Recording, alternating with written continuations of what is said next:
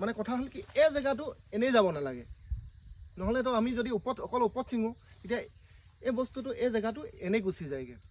আধুনিক পদ্ধতিয়ে কৰিছে কেৰেলা খেতি আহকচোন আজি এই ভিডিঅ'টো চাওঁ আৰু আপোনালোকে শ্বেয়াৰ এটা কৰি দিয়ক যাতে কৃষকজনে উৎসাহ পায়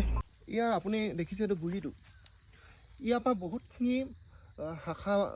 ব্ৰাঞ্চ ওলায় এই ব্ৰাঞ্চখিনি কি হয় আপোনাৰ যদি আমি অকল ওপৰ পাই মানে ছিঙো তেতিয়াহ'লে ইয়াৰ প্ৰডাকশ্যনটো অকণমান আহোঁতে দেৰি হ'ব তো এতিয়া কি হ'ল আপুনি চাওক এই বস্তুটো দেখিছে মাটিতে লাগি আছে আমাৰ প্ৰথমতে মই এতিয়া ইয়াৰ পৰা ছিঙি লাষ্টত ইয়ালৈকে ছিঙিম কথা হ'ল কি প্ৰথমতে এই ৰছী দিলে মানে বাৰীখনো আপোনাৰ সুন্দৰ ধুনীয়া হৈ থাকে আৰু ই বগাবলৈও ভাল পায় এতিয়া কথা হ'ল কি আমি যদি ইয়াতে জেং এডাল দিওঁ জেংডাল বগাই আপোনাৰ ইয়াৰ পাওঁতে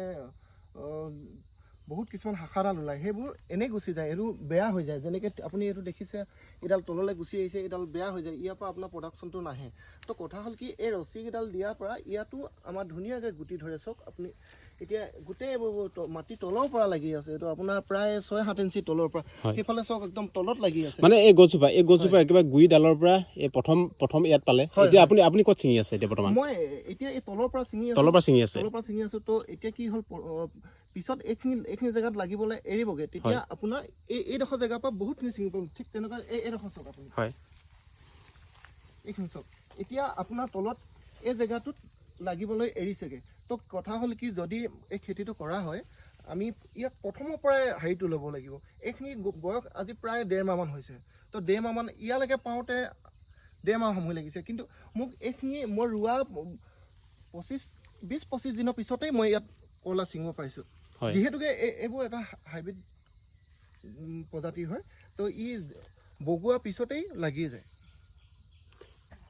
আৰু আপোনালোকে তিতা কেৰেলা পদ্ধতিটো আপোনালোকে দেখিছে খুব ধুনীয়া পদ্ধতিত কৰিছে আৰু ইমান ডবল লাগিছে তলৰ পৰা লাগিছে একদম তলৰ আশীৰ পৰা দেখিছে আপোনালোকে এই তলৰখিনি ছিঙি নিলে এতিয়া ওপৰলৈ ছিঙি গৈ আছে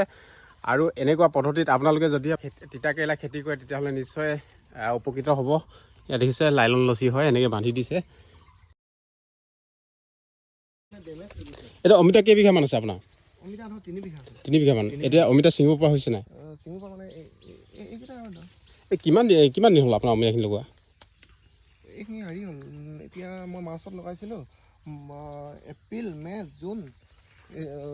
এতিয়া 4 মাহ ৰানিং হৈ আছে 4 মাহ মানে সম্পূৰ্ণ 3 মাহ হৈ গ'ল তো আজি কেই তাৰিখ পালে আপোনাৰ 3-4 দিন বাঢ়িছে হয় আৰু এই কোন প্ৰজাতি হয় অমিতা এইটো ইয়াতে দুটা প্ৰজাতি আছে এটা হ'ল স্বপ্না আৰু এটা ভিয়েনাৰ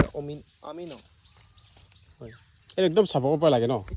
লাগে আপুনি চাওক এইটো আপোনাৰ প্ৰায় মাটিত লাগি আছে আপোনাৰ এইটো 6 ইঞ্চি নহয় মাটিৰ পৰা আৰু ইয়াৰ এটা কথা ভাল প্ৰত্যেকটো হেৰিতে 2-3টা কৰি লাগে এইটো চাওক ইয়াত 2টা আছে ইয়াত 2টা আছে এইবোৰ তেনেকুৱাকৈ লাগিছে আপোনালোকক তিতা কেৰেলা দেখুৱালোঁ এতিয়া আপোনালোকক ভাত কেৰেলা বাৰীখন দেখুৱাম বলক মনটোকাই আৰু কয়তো ইয়াত কেইবিঘা আছে ভাত কেৰেলা এবিঘাতকৈ অকণমান বেছি হ'ব নেকি এবিঘাতকৈ অকণমান বেছি এইটো ভাত কেৰেলাটো কেইটকাকৈ পায় বৰ্তমান পাই আছে এতিয়া বজাৰটো ইমান ভাল নহয় এতিয়া অকণ 60 টকাকৈ গৈ আছে 60 টকাকৈ